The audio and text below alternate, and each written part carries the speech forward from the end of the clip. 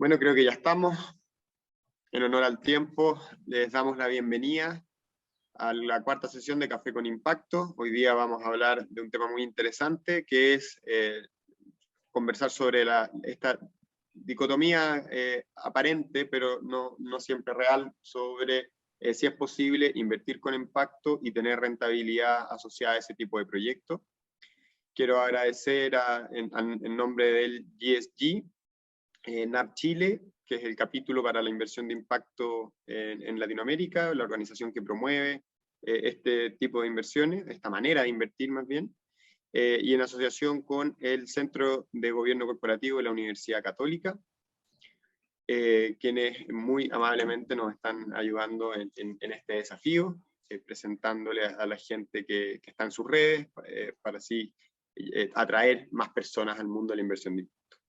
Comentarles que ayer tuvimos el evento Cataliza desde el GSG, en donde una vez al año hacemos una reunión con las personas que están alrededor de este tema. Tuvimos muy interesantes conversaciones, hemos visto cómo se ha ido desarrollando este tipo de inversión, esta manera de invertir a lo largo de los años, y nos encontramos con un desafío muy interesante para adelante, cómo ir atrayendo a más personas a que conozcan de la inversión de impacto, porque no siempre se manejan bien los conceptos, y hay algo de prejuicio también alrededor de las inversiones de impacto, y hoy día justamente armamos un panel con ese objetivo, porque vamos a un punto que es clave para poder generar atracción. Cuando uno habla de las inversiones de impacto, lo primero que te preguntan, ok, pero si invertimos bien, invertimos con todos estos criterios que aseguren que no se está haciendo mal y que se está haciendo bien, tanto a la sociedad como al medio ambiente. La primera pregunta que viene es ¿cuál es el efecto que esto tiene en la rentabilidad? Y ahí empiezan conversaciones bien interesantes, a veces sobre casuísticas y también a veces sobre evidencia internacional. Y hoy día tenemos a dos expositores de lujo que nos van a dar justamente la visión de ambas perspectivas. Por una parte tenemos a Eduardo Walker. Eduardo no solo es profesor de finanzas en la Universidad Católica, sino que es director del Centro de Gobierno Corporativo de la misma universidad. Director también de la Reinvial y asesor de varias empresas y proyectos desde el lado siempre de las finanzas. Él muy amablemente ha querido venir a presentar un poco de la evidencia internacional que hay alrededor de la inversión de impacto. Y por otro lado tenemos a Alejandro Preuche, Global Ambassador del GSG Internacional. Él ya lleva más de 15 años dedicado a armar y asesorar a fondos de inversión de impacto. Ha sido un gran partner para el desarrollo del capítulo chileno del GSG. Él también obviamente participó del NAV del GSG de Argentina, así que nos ha ayudado con un montón de experiencia y buenos consejos para sacar adelante la inversión de impacto en el país. Además, Alejandro tiene una larga trayectoria ejecutiva y de dueño o socio de distintas empresas, particularmente en McKinsey. Bueno, sin más, los dejo con ustedes a Eduardo y Alejandro. Eduardo, por favor, yo sé que tú tienes una buena presentación. Si quieres también dar un contexto, muy bienvenido. Ok, déjame encontrar mi mouse.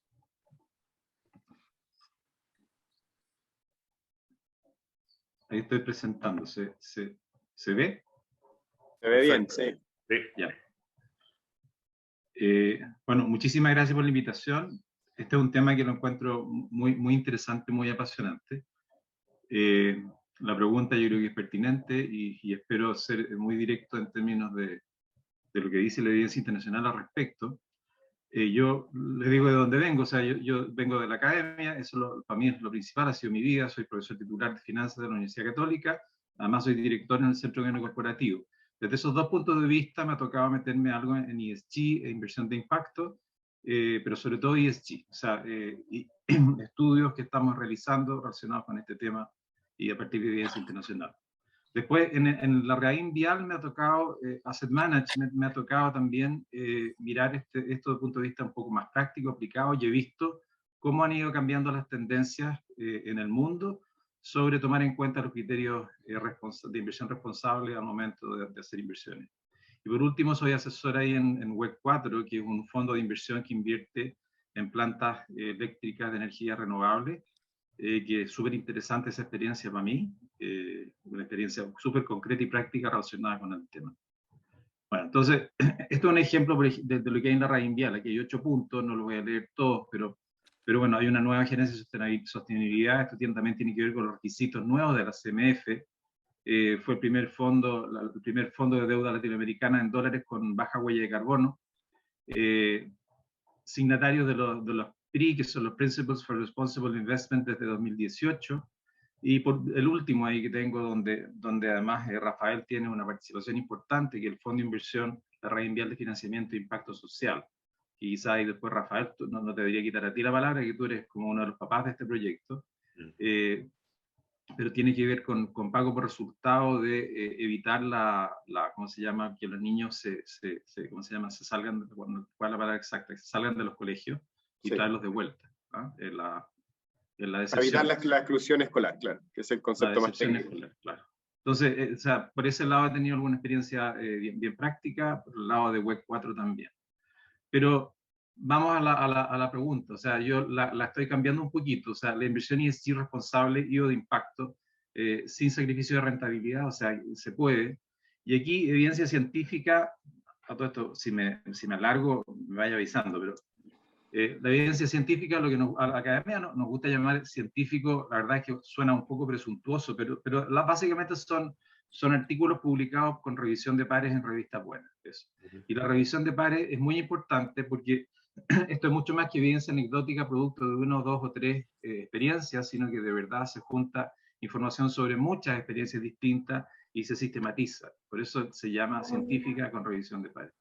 Entonces, acá yo parto con una pregunta quizás a propósito provocadora, que es diciendo que los promotores de con criterios ESG habitualmente afirman que se puede obtener una alta rentabilidad, entre comillas, y además colaborar a mejorar el mundo en que vivimos en las dimensiones social y ambiental. O sea, ¿qué tan cierto es eso? O sea, podemos en el fondo, esto sería como un free lunch, ¿no? O sea, tener una buena rentabilidad y además aportamos al bien social. Un ejemplo para partir nomás, son los bonos sostenibles colocados por el Estado de Chile. Tenía objetivos ambientales, transporte, etcétera, y sociales, bonos sostenibles. Les fue bien con la colocación de los bonos.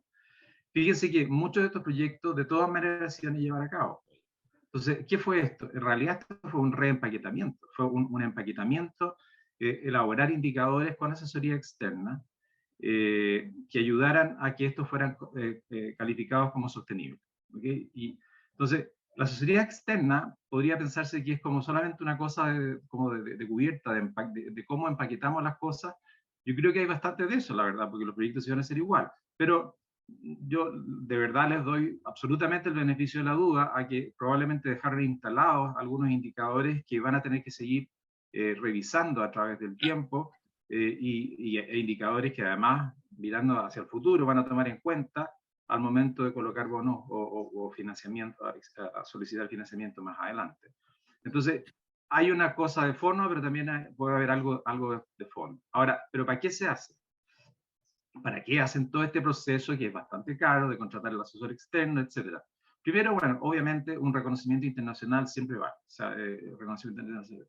Pero lo segundo, financiero, es básicamente conseguir un menor costo de financiamiento. O sea, con bonos sostenibles, menor costo de financiamiento que con bonos tradicionales. Si no, ¿para qué hacer el esfuerzo? Y bueno, fíjense que la contraparte del menor costo de financiamiento es que los que compren los bonos van a tener una menor rentabilidad. O sea, sí, es una cosa casi tautológica, ¿no?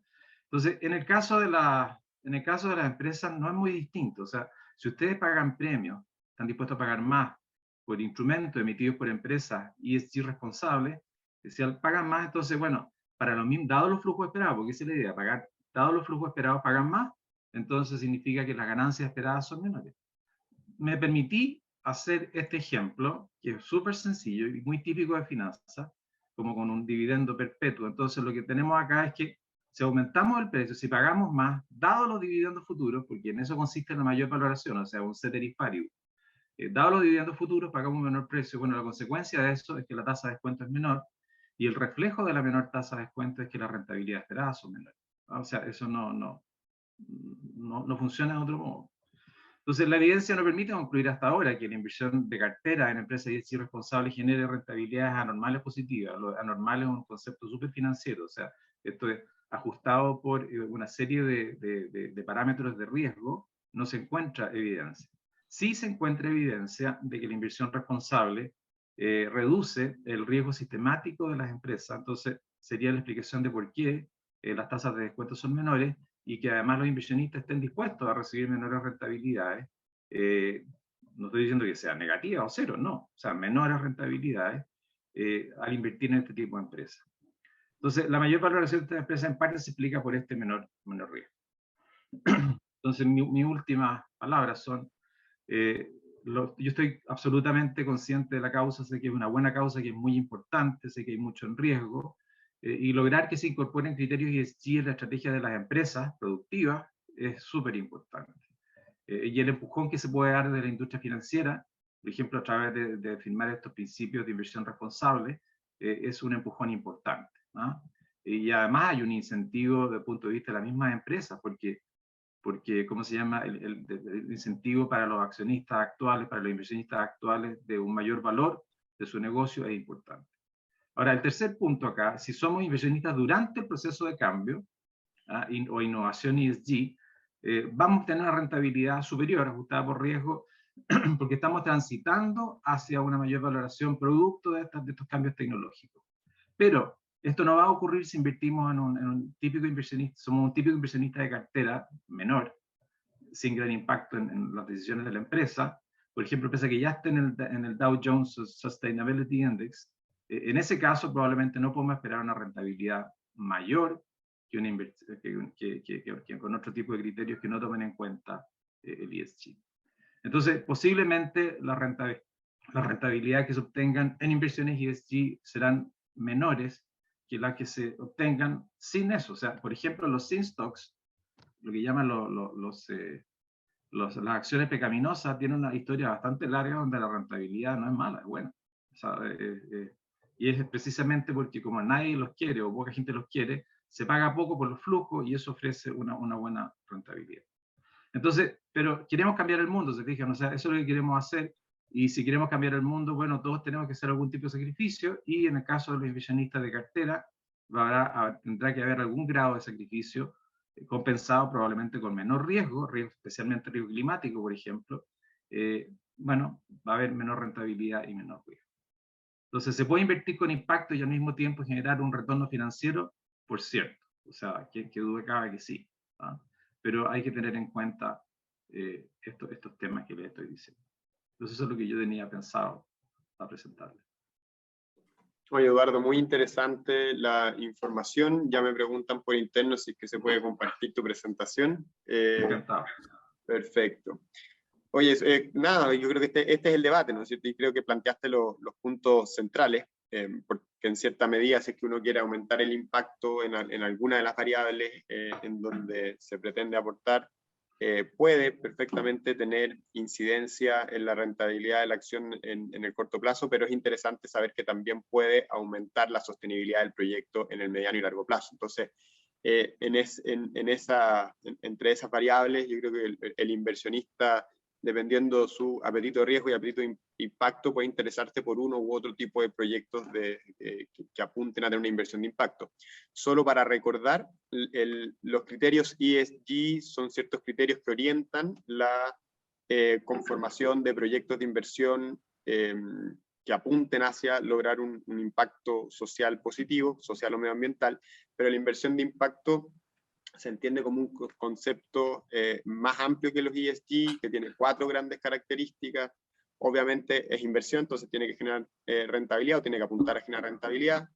Es de impacto, entonces tiene que apuntar a generar un impacto social o medioambiental positivo. Este tiene que ser medible.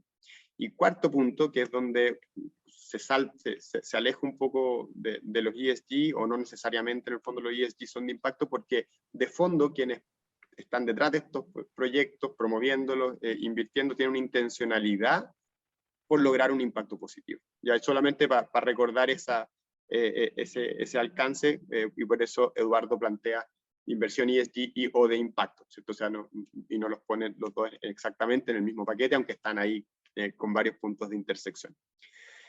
Alejandro, desde tu punto de vista, desde la experiencia práctica de la inversión de impacto, ¿cuál sería tu posición acerca del planteamiento que levanta Eduardo, que viene de la evidencia internacional?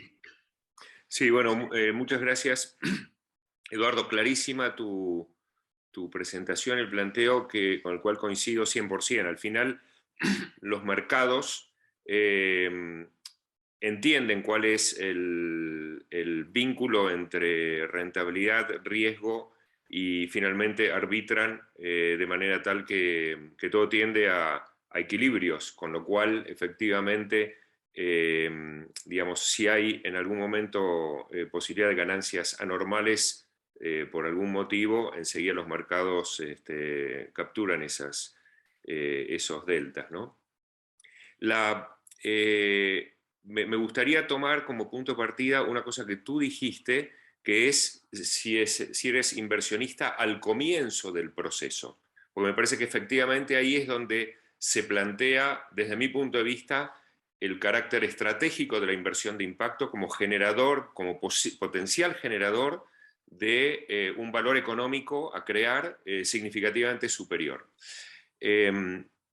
Porque cuando la manera que yo lo veo, y es la manera que nosotros hemos ido desarrollando negocios, es que la mirada de impacto te permite identificar oportunidades para reducir el riesgo de una inversión que prevés hacer, una inversión concreta, real, donde estás creando un negocio, donde estás desarrollando una nueva línea de negocio, un nuevo proyecto, no una inversión en el mercado, a eso me refiero, ¿no? Cuando estás entrando a crear un negocio, la mirada de impacto te permite entender eventualmente cómo disminuir el riesgo de ese negocio y por tanto crear valor económico para los inversores de manera significativa desde el comienzo.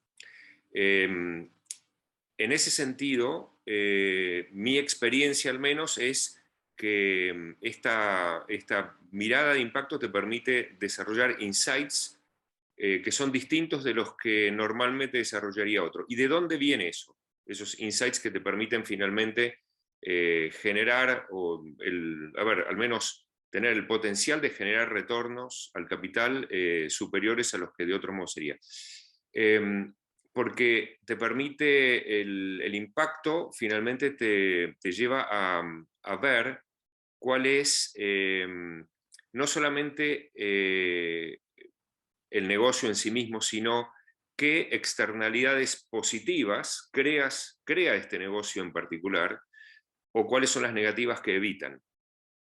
En ese sentido, para mí es de carácter estratégico mirar los negocios de este modo, y tal vez yo con mi sombrero de McKinsey lo hacía naturalmente así hasta que esto se empezó a denominar impacto, pero lo cierto es que de ese modo tú puedes entender cómo otros stakeholders, por ejemplo, vinculados con un determinado proyecto de inversión, se pueden beneficiar y cómo eso contribuye al beneficio propio que genera el negocio. Esto lo hemos visto concretamente, por ejemplo, en negocios que pueden tener como característica genérica desarrollo rural o urbano, en el sentido de poner en valor, a través de un determinado proyecto, poner en valor una dinámica de desarrollo de una zona que entonces eso permite con el tiempo reducir costos, crear nuevos mercados, acceder a talento. Para sintetizar al menos esta parte, nosotros cuando hablamos de inversión de impacto tenemos como 3 categorías grandes de clasificación. Una primera es evitar daños, evitar efectos, externalidades negativas. Eso es el avoid harm. Eso te diría lo primero. Lo que tú, Eduardo, decías de las inversiones en sin investments, efectivamente, si no tienes, digamos, ningún tipo de problemas en invertir en eso, lo único que buscas es rentabilidad, ahí puedes obtener tasas de rentabilidad muy grandes. Obviamente, cada vez el mercado tiende a excluir más ese tipo de opciones. Esa es la primera. La segunda, que es un paso para adelante, es el beneficiar a los stakeholders. Es el contribuir a que todos participen de un mejor modo en la creación de valor. Puede ser eso, por ejemplo, con políticas muy ESG, sobre todo de la parte de social y environmental, donde cuidas el medio ambiente, donde proteges digamos, a tus empleados, a tus proveedores, y esas son cosas que hoy ya en el mundo son más haves, o sea, ya casi no se pueden evitar como para, o justificar que puedes tener trabajo esclavo para tener una buena rentabilidad. Y la última, que es la que más nos interesa a nosotros, es en este ABC de valor económico a crear, es la de contribution to new solutions, la contribución a nuevas soluciones, a problemas sociales o medioambientales existentes. Y es ahí donde aparece la adicionalidad. Tú, Eduardo, bien decías que hoy hay mucho de empaquetamiento de cosas que se harían de todos modos, pero se les pone un título, y eso está bien porque es marketing y no tengo ningún problema con respecto a eso. Pero lo que realmente nos interesa es que el capital finalmente se destine a crear negocios que, porque contribuyen a solucionar un problema existente, que hasta ahora no se ha podido solucionar adecuadamente, generan, por ese mismo motivo, generan tasas de retorno suficientemente atractivas como para que el capital a escala se invierta en ese tipo de soluciones. Entonces, eso es conceptualmente como al menos yo veo este tipo de inversiones y digamos, el análisis estratégico que normalmente hacemos para llevar adelante estos negocios. Gracias, Alejandro. No sé, Eduardo, si quieres comentar algo en específico de lo que dijo Alejandro, o yo les pregunto algo ahora. No, yo creo que no tenemos, hasta el momento no tenemos ningún punto de desencuentro, o sea, estamos de acuerdo estoy de acuerdo en todo lo que dijo Alejandro, no tengo ninguna objeción a nada de lo que dijo. Perfecto, entonces les hago la siguiente pregunta. Hay algo también que tiene que ver en el apetito de la inversión con la cultura, ¿no es cierto? Y con el contexto en que el mundo y los particulares países viven y cómo eso puede cambiar las decisiones de inversión. Y en ese sentido, el mundo ha vivido cambios exponenciales, los hemos vivido además de manera acelerada en el último tiempo, desde su visión del lado más práctico, ¿no es cierto? Los dos tienen mucha experiencia práctica en la inversión. ¿Cómo ven que las personas, ya más que el mercado, las personas están abordando y están sensibilizándose en relación con la inversión de impacto? ¿Han visto algún aumento en el apetito por este tipo de proyectos? ¿Hay otras discusiones en los directorios en los que ustedes participan?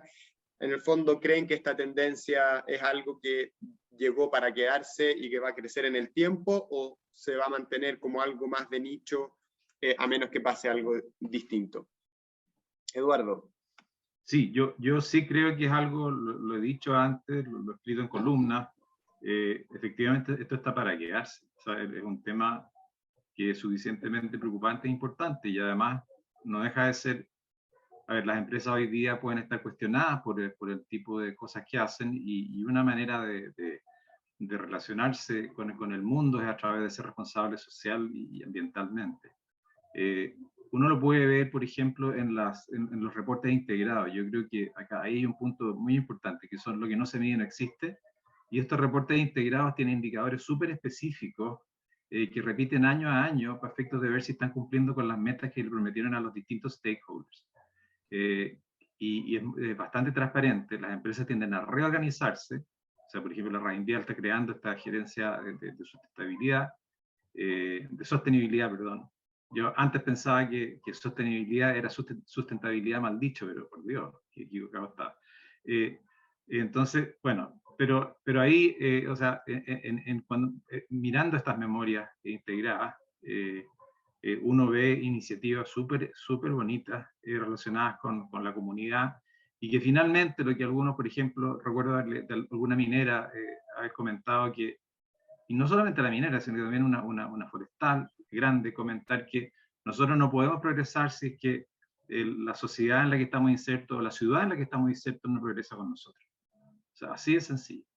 Y bueno, entonces ese es un cambio de visión brutal, un cambio de la forma de estructurar a las empresas que tiene un costo, no sé si lo pueden hacer todas las empresas, es un cambio de la manera de hacer las cosas que llegó para quedarse. Yo no tengo ninguna duda de eso.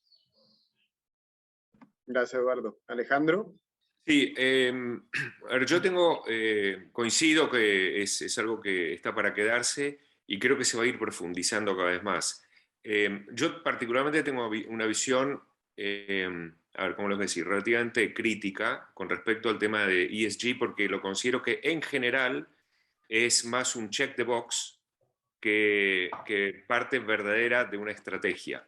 O sea, es un poco lo que decía Eduardo al principio. O sea, hoy en día ninguna empresa que cotice en bolsa puede decir que no adhiere a principios de un modo u otro que sean de inversión responsable o ESG criteria, cosas por el estilo, porque el mercado la va a penalizar. Y en realidad acá hay otro tema, que es que el mercado la penaliza, pero no solamente el mercado financiero, el mercado talento también empieza a penalizar. Hoy los jóvenes quieren ir a trabajar a lugares donde se sientan como contentos porque participan de algo que hace bien o que está bien visto. En ese sentido, lo que a mí me parece que lo que está ocurriendo es una mucho mayor conciencia de todos, tanto de inversores como de los profesionales y de los mercados de consumidores también, acerca de que hay empresas y empresas. Y los estándares van subiendo, o sea, lo que hoy son estándares ESG aceptables, tal vez 20 años atrás ni se planteaban. Y bueno, ustedes, Eduardo, están con el tema de gobierno corporativo, que es súper importante, pero tal vez 20 años atrás esto era algo que no muchas empresas le prestaban atención. Y hoy en día no hay ninguna empresa que no pueda digamos, establecer criterios, procesos y prácticas de gobierno corporativo que sean sólidos, porque ya el mercado no te lo permite.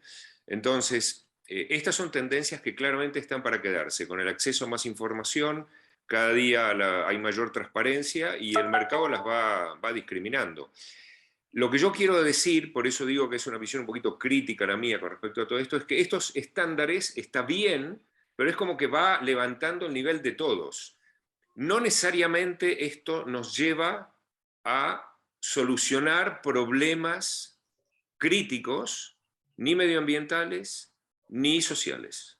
No necesariamente. O sea, esto en todo caso va elevando el estándar para que todo vaya funcionando mejor. Pero para hacer esto se requiere un cambio en mindset.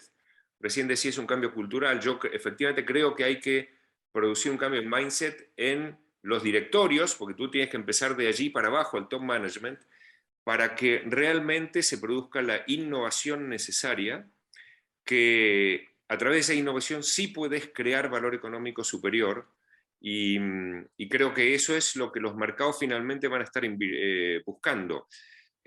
Una empresa que se caracterice por estar permanentemente innovando es una empresa que va a tener más chances de generar buenos retornos. Entonces, me parece que eso es lo que se va a estar buscando, y desde mi punto de vista, los criterios ESG no necesariamente te vinculan con la capacidad de innovación, de resiliencia, de creación de nuevas soluciones. Pero bueno, es un camino, yo creo que está bien, o sea, no estoy en contra, pero digo, no es suficiente. Gracias, Alejandro. Bueno, aquí desde el público ya nos están llegando algunas preguntas. Creo que acaban de responder a la primera pregunta que hizo Paola, que al final lo que dice es que las inversiones son decisiones racionales y se busca una mejor relación riesgo-retorno. Yo creo que ustedes han hablado muy bien del riesgo, del concepto de riesgo, que el concepto de riesgo no es una medición que se hace transversal, sino que se hace en lo que tiene que ver con la duración de todo el proyecto o de las empresas que desarrollan esos proyectos de inversión. Porque si hay un cambio en el ecosistema, en el ambiente, como por ejemplo que la sociedad en su conjunto no acepte el desarrollo de cierto proyecto, porque no cumple con ciertos criterios o porque generan algún tipo de daño social o medioambiental, ese proyecto puede no ocurrir o no seguir ocurriendo. Entonces el riesgo en el mediano y largo plazo es la variable que yo creo que aborda bien el ESG, la inversión de impacto, de que no es solamente en un momento transversal. No sé, que creo que iban en esa línea. Hay otra pregunta que se las dejo a ustedes. Ignacio Figueroa nos dice si es que hay algún estándar de indicadores claves para medir avance. Por supuesto que los hay. No sé si ustedes quieren recomendar alguno. Algún set de indicadores que se pueden ir midiendo.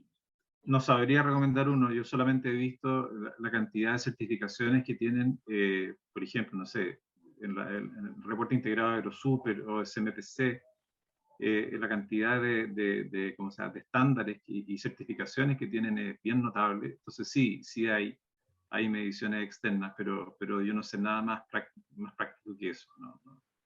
Alejandro. Sí, coincido, no, yo tampoco tengo un punto de vista. Lo que sí creo,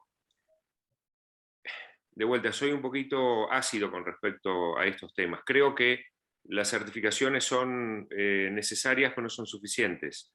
Yo tengo conversaciones con fondos de inversión donde al final del día la decisión es, bueno, busquemos cuál es la certificación que nos cuesta menos obtenerla. Como decía Eduardo al principio, este tema de asesoría externa finalmente es dinero que hay que pagar para que alguien te dé ese certificado de green algo. Y tengámoslo y lo ponemos ahí, es un rubber stamping, ¿ok? La verdad que, insisto, desde el punto de vista de lo que nos motiva a nosotros, no es simplemente tener sellitos, es producir un cambio significativo en el modo que hacemos negocios. Y ahí es donde creo yo que el mercado no necesariamente te ayuda por esos estándares. Creo que hay que, tomar decisiones en base a estándares me parece que es, no aporta ningún diferencial desde mi punto de vista, ¿no? de creación de valor económico per se. Sí, solo agregaría que en estos reportes integrados, y bueno, son procesos bastante largos para producirlos. Es cierto que hay mucho como de burocracia y de simplemente rubber stamping, como dices tú, pero las empresas se comprometen con distintos stakeholders a distintos estándares. Y una vez que está el compromiso, ese compromiso se mide y aparece ahí. Y después se muestra la evolución. Entonces, o sea, eso es mucho más serio que simplemente decir, nosotros cumplimos con ciertos estándares. Son estándares súper específicos, mediciones específicas de, por ejemplo, cómo relacionarse con los proveedores, el pronto pago a los proveedores, o cómo relacionarse con no sé, las ciudades cercanas, las que nos rodean.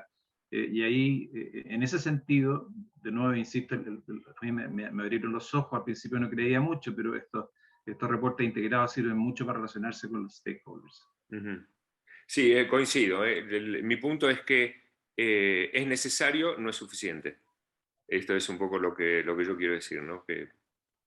Pero sí. Absolutamente. Ahora, mirándolo desde otro lado, todas estas certificaciones, los criterios de ESG, el PRI, también ayudan a quien tiene esa intencionalidad de poder tener, en el fondo, ciertas luces que le permitan ir avanzando y medir, en el fondo, esa intencionalidad, esas ganas de hacer las cosas bien, con algún tipo de indicador concreto. Entonces, también tiene esas ventajas para que el que quiera hacerlo y no sepa cómo, tiene una batería de instrumentos y de organizaciones que le pueden ayudar a ordenar esas ganas y a poder medir si esas ganas se transforman en algún efecto concreto en sus trabajos, bueno, en la gobernanza de la organización o del proyecto, en el medio ambiente o en la sociedad. A ver, ¿sí? No, sí, adelante, Rafael. No, iba a pasar a una pregunta del público, así que si querías complementar. Dale. No, dale y vemos, por lo menos para atender qué es lo que le interesa al público. Gonzalo nos pregunta, bueno, el problema es cuando los reportes y acreditaciones se transforman en un fondo limitado a lo que mide un documento para exhibir. Deben ser instrumentos de mejora continua, de crecimiento y de transformación hacia la sostenibilidad. Aquellos que no lo entiendan o no lo asuman así, correrán el riesgo de que algún stakeholder o tema puntual mal abordado le pase la cuenta en el futuro. Bueno, estábamos... A ver, si puedo A ver, es el punto que hablábamos un poco antes, ¿no? O sea, que esos reportes no se conviertan en la excusa para simplemente hacer check the box, ¿no? Que es un poquito lo que me parece que, ahora yo como accionista, como propietario de una empresa, un negocio, yo le voy a exigir al top management, al comité ejecutivo, al management de la empresa, que esté permanentemente mejorando, ¿no? Que simplemente me pase un reporte de 120 páginas contándome todas las cosas buenas que hicieron.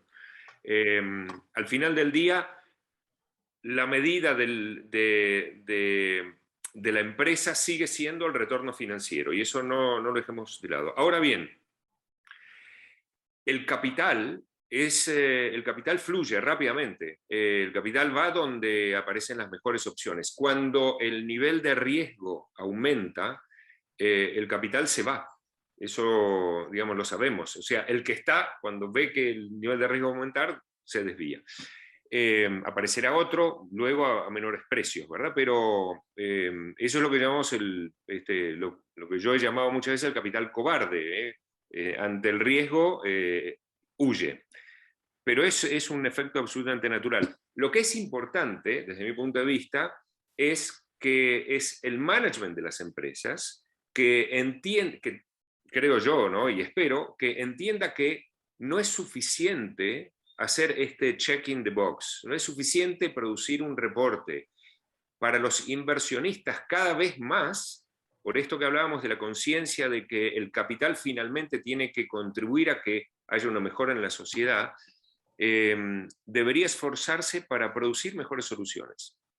Entonces, creo yo que ese cambio de mindset que se tiene que dar en el management, que no sea simplemente también temeroso mantener el status quo, sino que se anime a producir mejores resultados constantemente, que no espere que el stakeholder, como tú decías, Rafael, el día de mañana alguien venga y le levante el dedo porque no cumpliste, sino que permanentemente esté pensando en cómo innovar, cómo generar más valor económico a través de valor social y ambiental.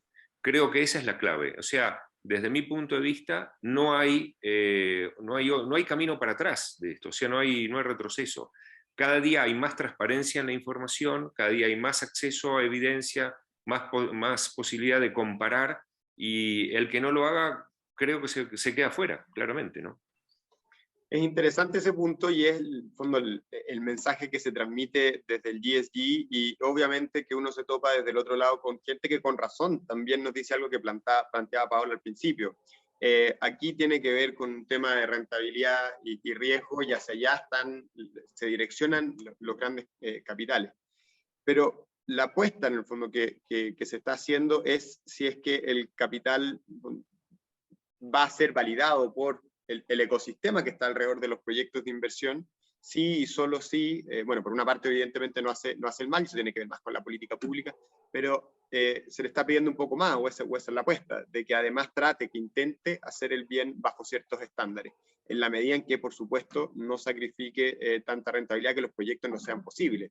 Y esa es una acción permanente de los directorios, del management en general de estas organizaciones, y es súper interesante de que el debate ya se esté dando, porque eso significa que responde a algo real, no es que sea la idea de un par de iluminados, sino que hoy día es un debate bastante presente, incluso en el mundo político, y han ido apareciendo normativas y quizás en el futuro regulaciones que promuevan este tipo de inversión o que limiten las otras.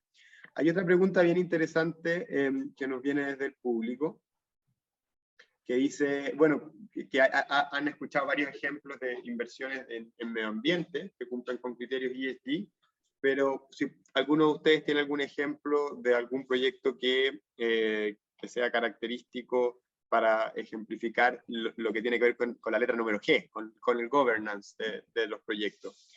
Yo tengo algunas ideas, lo de governance es más antiguo, porque en el fondo es lo tradicional que viene, bueno, no sé, desde distintas disciplinas. Ahí tenemos como, si ustedes miran la literatura en Estados Unidos, hay como dos, estaba el cuento de los stakeholders versus los shareholders, ¿sí?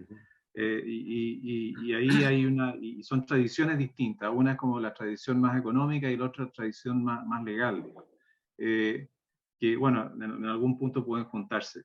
Entonces era como, se habla de las 3 licencias que yo encuentro que por lo menos resume bien el cuento, que es la licencia social, que es la licencia medioambiental, y la licencia económica. O sea, en el fondo hay que hacerlo bien las empresas en las 3 dimensiones, considerarlas adecuadamente en la toma de decisiones, en su estrategia, a efecto de poder tener una empresa que sobreviva y que le vaya bien. O sea, en el fondo tiene que ver con la sostenibilidad de la propia empresa. Pero el tema económico es el tema más antiguo. Y antes no se le daba atención a las otras 2 letras, que era el S y el G. Sí, Alejandro. coincido.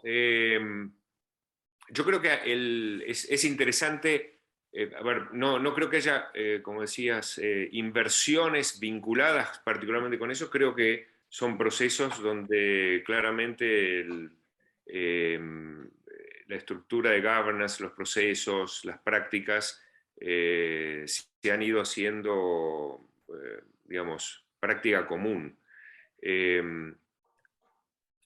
Recuerdo tal vez mi primer contacto con esto fue hace varias décadas atrás, cuando estuve asesorando a una gran empresa americana y en el directorio me encontré con que una de las directoras era una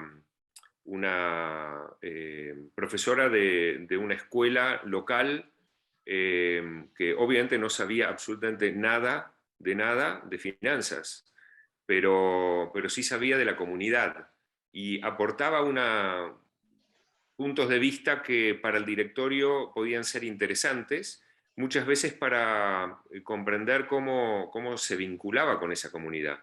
Yo tengo un ejemplo de esto que decía Eduardo de la licencia social, que también tiene que ver, porque al final del día estos son decisiones que se toman en el día a día.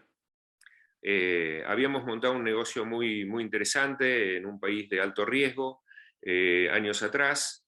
Llega la crisis financiera el año 2008. Algunos de mis inversionistas, que eran uno de los más grandes bancos o instituciones financieras del planeta, me dice, cash is king, hay que retirar todo. Y me opuse en el directorio porque claramente no podíamos perder la licencia social, no podíamos sacarle la alfombra debajo de los pies a la gente que había confiado en nosotros como movilizadores de un proceso de cambio muy importante en un determinado tema. Y al final lo entendieron. O sea, al final entendieron que era contra los propios intereses económicos perder la licencia social o ponerla en riesgo. Entonces, es ahí donde yo creo que esto deja de ser simplemente criterios y pasa a formar parte de la toma de decisiones en el directorio, que es donde finalmente de ahí emana después todo lo demás, ¿no? Entonces, yo creo que si hubiese sido ese directorio conformado exclusivamente por tal vez 2 o 3 banqueros, probablemente se hubiese tomado la mala decisión. Entonces, es ahí donde yo creo que se conjugan estos criterios, ¿no? La licencia social, ambiental, económica, que dices, porque finalmente es en la toma de decisiones de cómo manejas el negocio. Gracias, Alejandro, gracias, Eduardo, por su tiempo. Creo que este es el tema que da para conversar largo, no solamente en un café de la mañana, en última instancia quienes invierten y quienes viven los beneficios o los efectos negativos de una inversión son personas. Al final, en el fondo, quien está vinculado alrededor del mundo de la inversión, puede haber algún algoritmo, pero detrás de eso hay alguien que aprieta el botón y que decide invertir. Yo quiero decir una última palabra. Eduardo. Yo creo que las autoridades nacionales e internacionales no pueden pretender que los privados resuelvan todos estos problemas. O sea, hay problemas macro profundos que no lo van a poder resolver. O sea, podemos tener mucho impacto en muchas decisiones de inversión, pero por ejemplo, un buen sistema de impuestos al carbono o a la emisión de carbono es una cosa inevitable. O sea, eso no lo pueden hacer las empresas. Bueno, y es parte también de la conversión que estamos teniendo ahora cuando hablamos de riesgo, ¿cierto? Que el riesgo también tiene que ver con que en el futuro, dada la no aceptación de cierto tipo de proyectos por sobre otros, hay una política pública que haga imposible el desarrollo de ciertos proyectos o que el costo se eleve demasiado. y en ese sentido yo creo que estamos súper de acuerdo, hay algo que falta ahí, que el sector público se empiece a involucrar más en esto, no solamente promoviendo desde normativas, sino que también con legislaciones más adecuadas a lo que necesita el país y el medio ambiente. Bueno, tenemos que cerrar por el tiempo. Muchas gracias por haber venido al tercer Café de Impacto. Eduardo Walker, Alejandro Preuche, muchas gracias por su tiempo, su conocimiento, su buena onda. Recordar que aquí hay una asociación entre el Centro de Gobierno Corporativo de la Universidad Católica y el capítulo chileno del Global Steering Group, en donde promovemos la inversión de impacto e invitamos a todos quienes quieran conocer más de este tema, se metan a la página web www.inversiondeimpacto.cl. Un abrazo grande y nos vemos en el siguiente café. Muchas gracias. Gracias, Muchas Rafael. gracias. Gracias, Eduardo. Gracias por la invitación. Encantado, Alejandro.